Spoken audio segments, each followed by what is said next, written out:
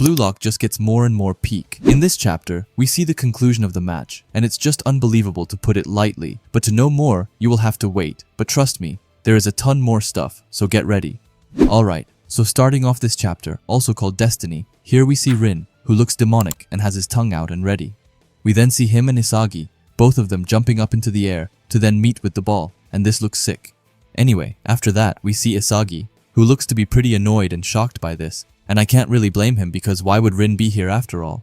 After that, I feel like we got blessed by the heavens or something, because this panel has to be like the top 5 Blue Lock panels ever. We see ISAGI having his puzzle pieces just floating around him, while on Rin's side, he has his rage aura around himself, and then both of them stare right at the ball as they then together shoot it away. We even get a close-up panel of the ball where it looks like the sheer force of their combined shot. It even starts to make lightning bolts appear around it.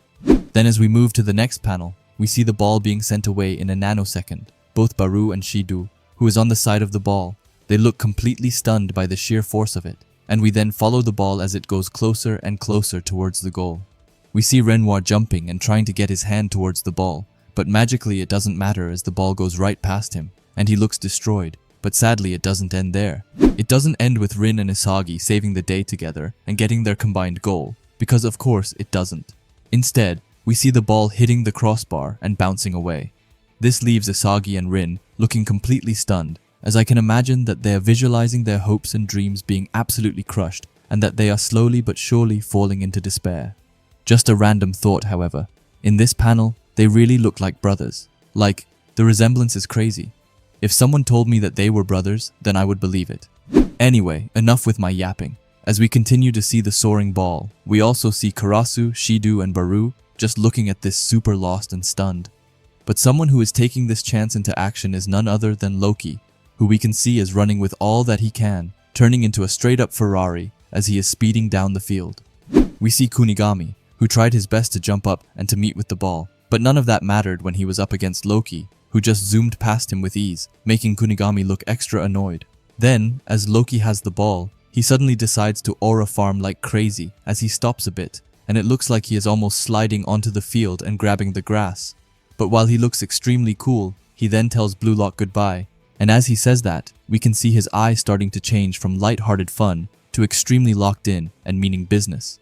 As then, in the following panel, we see him going past both Otoya as well as Aryu, and none of them seems to even be able to grasp what it is that is going on as they just got blitzed out of nowhere. We then move to ISAGI, who looks really lost before he then turns that lost-looking expression into anger as he is mad. He takes a deep breath while looking at Hugo, who is running ahead of him. He then explains in his head that Hugo fell into a battle of luck, and he managed to beat Hugo in a one-on-one, and yet, Rin showed up at the last second and messed up his shot's impact. While he says that, we also see a small panel of Rin, as he also looks pretty annoyed and mad. Anyway, back to ISAGI, who thinks that if Rin hadn't been there, it would have been his goal, but as he says that, he suddenly remembers Ego's words. He remembers seeing Ego telling them that they are all strikers and to keep trying for their own goals until the very last second. This really shocks ISAGI as he starts to question everything. He looks at Loki, who is currently just obliterating the Blue Lock side, and thinks that, according to the philosophy that Ego talked about, Rin was correct in trying to score a goal, but if that ends up being why they lose, then Ego's theory as well as Blue Lock itself might have all failed. Anyway, as ISAGI says that, and is absorbed in his own head, it's getting real out on the pitch as we sadly see Loki completely embarrassing Aiku before Loki then sent a shot right into the goal, which not even Japan's Guardian Gagamaru could save as it went straight past him. With that, Loki managed to score a goal, making it a 2-goal lead. We then see the commentator screaming out that it's a goal. As he screams that we see the France crowd not being able to contain their excitement as they scream out with all that they can. The commentator continues and says that Loki broke past 6 players in a mega counter to score a 4th point for France's Kings. But sadly, we then see the Japanese crowd and they looks to be absolutely heartbroken. And just then, while they are filled with despair, it only gets worse as the referee then decides to blow his whistle. The commentator says that he doesn't believe it. And now that was the pitiless game-ending whistle, explaining that surpassing all of Blue Lock's strikers, is there anyone closer to being the world's best than Loki the Prodigy, with a score of 2-4 in Japan versus France? Blue Lock Japan has lost. We then see Henri being super shocked and just overall confused by this. Meanwhile, Ego just has a stone face like most of the time, and he doesn't give us any expression at all. But we then get over to Loki, who we can see is yawning right after scoring his goal, and he even calls it boring. He breathes out and starts to walk away while saying that he is glad that it's over, saying that he guesses that the popular blue lock wasn't all it's cracked up to be. But he does admit that it did get a little tingly, which coming from Loki is better than nothing. We then have Hugo, who is silently walking behind him. He then speaks up and agrees with Loki, saying that as a team full of strikers, they refuted their own philosophy and failed. Hugo looks over the Blue Lock's players and explains that a group of egotists whose destiny is to never reach the World Cup, and more suitably to scatter to the winds with their objective unfulfilled. Hugo starts to look serious as he tells Blue Lock so long and that they were cogs in his destiny and that they won't meet again.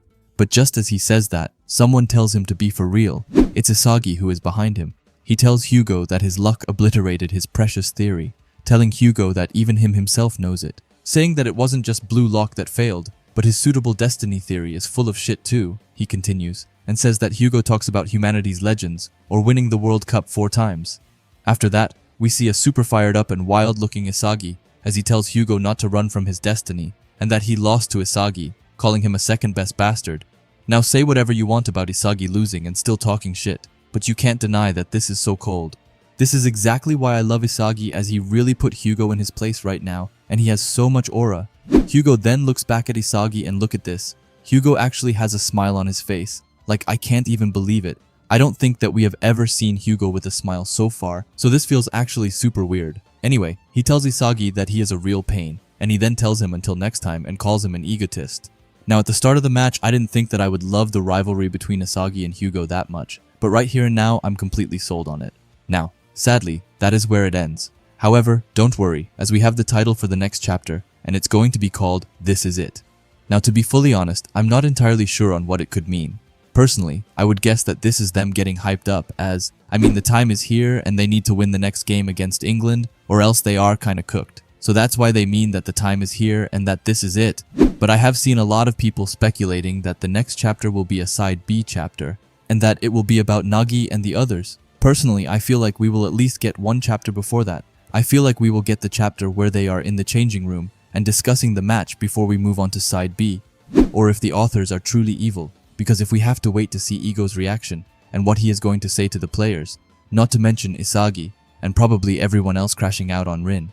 If we don't get that in the next chapter, then I will be pretty sad, because that's like what I'm most excited for, hearing what Ego has to say about moving forward, and if he also is going to be mad at Rin, but I doubt that it will happen, and I don't see him criticizing Rin's play, even if it made them lose. Anyway, I forgot to mention, but there is no break next week, so just try and hold out a little more, and we will then get to see what happens going forward.